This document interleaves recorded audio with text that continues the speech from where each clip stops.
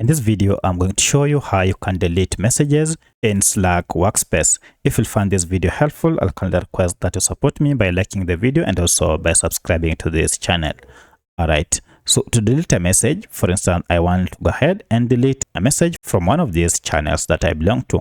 To delete a message, it is quite simple. Just head over to the message that you wrote. So I have here 2 messages and I'd like to delete the first one.